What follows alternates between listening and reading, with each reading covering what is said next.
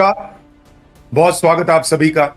मैं हूं सुशांत सिन्हा। आज का ये वीडियो आपको हैरान भी करेगा और गर्व से भी भर देगा। आज मैं आपको विस्तार से बताने वाला हूं कि कैसे बैंक में आपके पैसे के साथ नरेंद्र मोदी ने चमत्कार कर दिया है।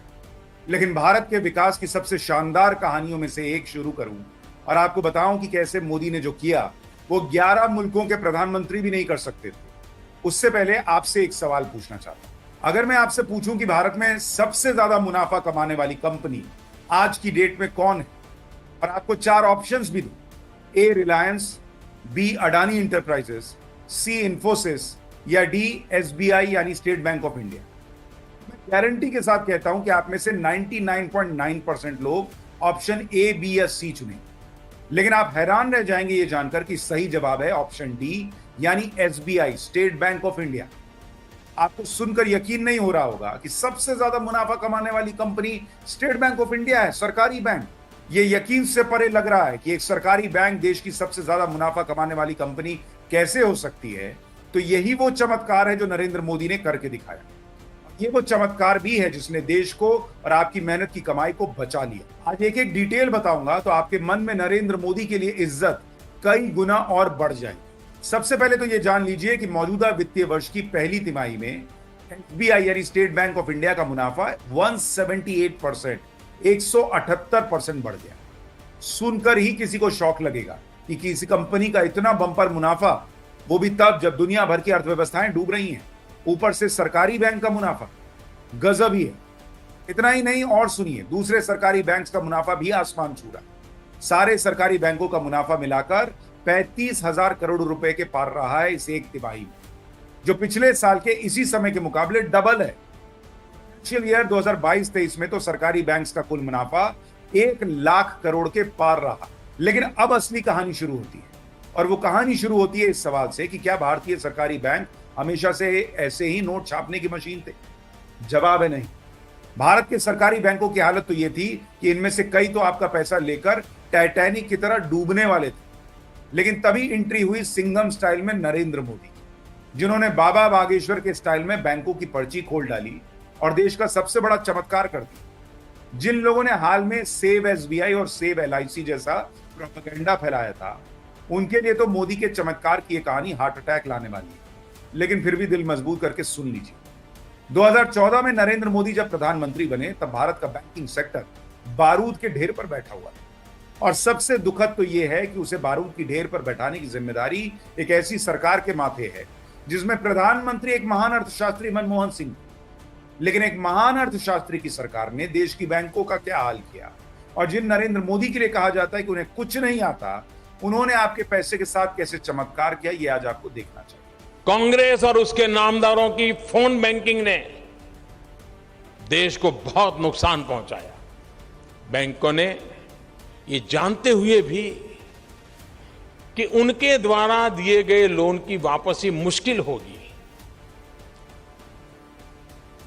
बस कुछ विशेष लोगों को लोन देना ही पड़ेगा, पता है नहीं आएगा, दो। मार्च 2014 जब यूपीए सरकार जाने की कगार पर, भारत के सरकारी बैंकों का मुनाफा 27% गिर गया। लेकिन जो हालात थे उससे तय था कि सरकारी बैंकों को अगले कई साल कोई मुनाफा होने ही वाला नहीं। इनफैक्ट उनका नुकसान 2 लाख करोड़ से भी ज्यादा का था। यानी आज जो बैंक एक साल में 1 लाख करोड़ का मुनाफा कमा रहे हैं, वो 2 लाख करोड़ के नुकसान पर बैठे हुए। यहीं से होती है नरेंद्र मोदी की एंट्री, जिन्होंने सत्ता में आते ही सबसे मुश्किल काम शुरू किया, और वो काम था भारतीय बैंकों की सालों की गंदगी को साफ करने। लेकिन ये काम बिल्कुल भी आसान नहीं।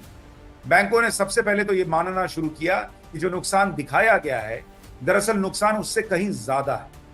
इसके बाद 2015 में मोदी सरकार ने एनपीए यानी बैंकों के नॉन परफॉर्मिंग एसेट्स की सही डिटेल निकालनी शुरू की। मोदी ने जो किया वो किसी चमत्कार से कम क्यों नहीं है, ये समझने के लिए पहले ये समझिए कि एनपीए होता क्या।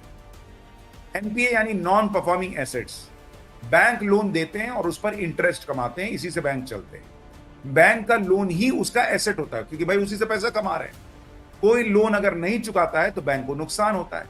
इसलिए ऐसे लोन जो रिकवर नहीं हो पाया है उसे बैंक एनपीए यानी नॉन परफॉर्मिंग एसेट बोलते हैं, क्योंकि भाई वहां से पैसा नहीं आ रहा। इनकी सही जानकारी आरबीआई को देनी होती है।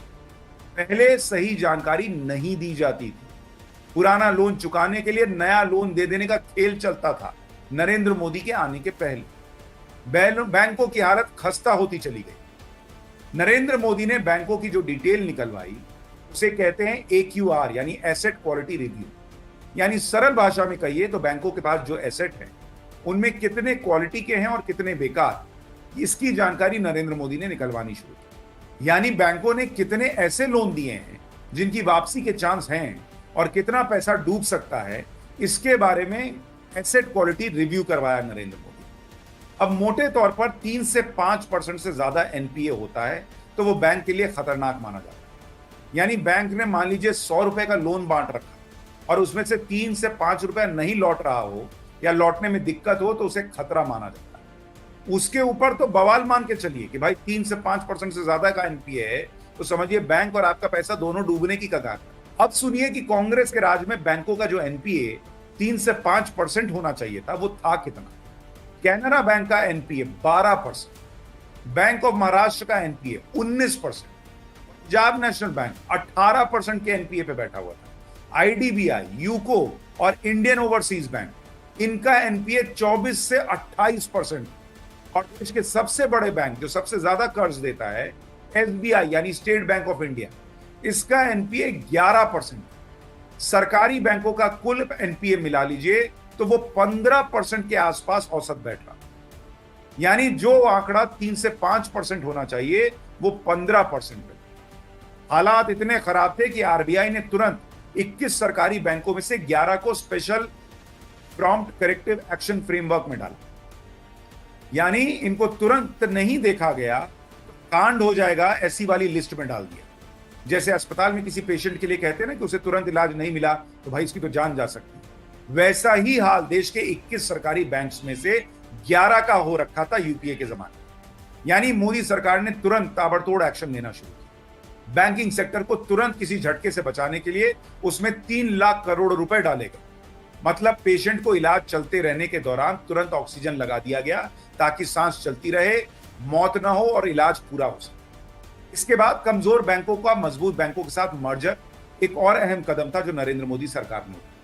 लेकिन इसमें एक खतरा था कि कमजोर बैंक का जो बैड लोन है वो अच्छे और मजबूत बैंक को प्रभावित कर सकता था।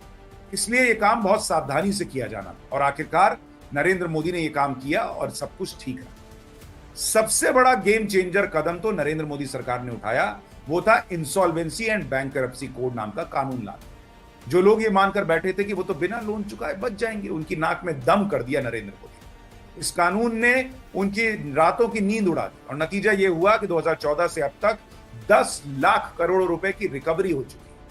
इसके अलावा पुराना लोन चुकाने के लिए नया लोन लेने का जो खेल चल रहा था वो भी मोदी सरकार ने रोक दिया। आप सोचिए क्या सिस्टम चल रहा था कि पुराना लोन नहीं चुकाया और उसको चुकाने के लिए एक और नया लोन ले लिया। मतलब आप ही के पैसे से आपका लोन चुका रहे हैं।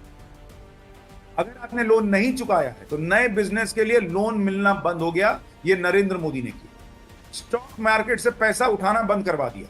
यानी मोदी ने देश के बैंकों के पैसे को अपनी बकौती समझने वालों के नाक में नकेल कर दिया। नतीजा यह हुआ कि आज कोई bank prompt corrective action list में नहीं है। यानी किसी भी बैंक की हालत ऐसी नहीं है कि उसे ऑक्सीजन पर रखना पड़े। सारे के सारे सरकारी बैंक आज की डेट में प्रॉफिट में आ चुके हैं। स्टेट बैंक ऑफ इंडिया का प्रॉफिट 178% रहा। बैंक ऑफ बड़ौदा का प्रॉफिट पहली तिमाही में इस साल 88% रहा।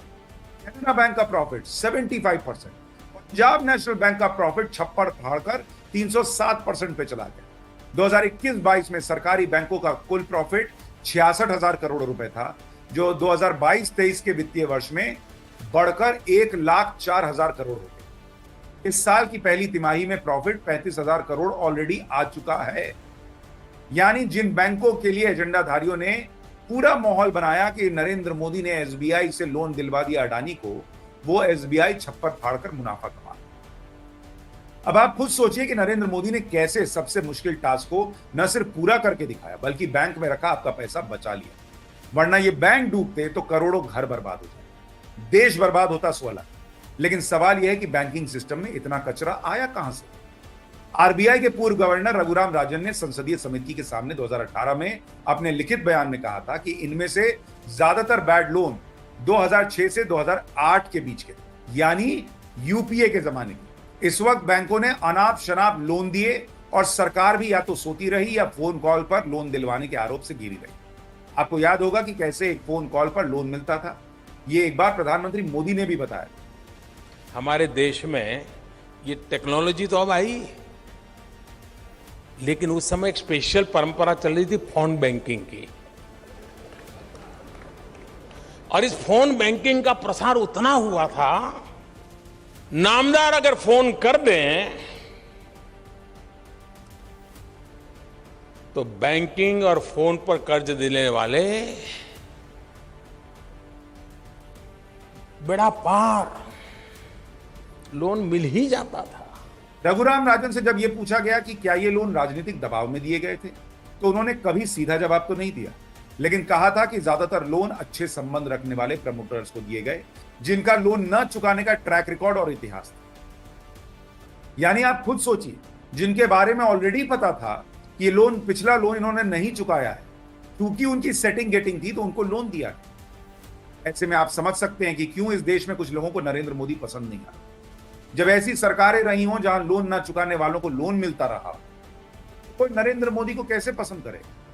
क्योंकि नरेंद्र मोदी आए और ये राजशाही बंद करवा दी और गरीब और आम आदमी के साथ साथ देश का पैसा बचाए, तो ये एजेंडाधारियों को भला कैसे पसंद आ सकता है?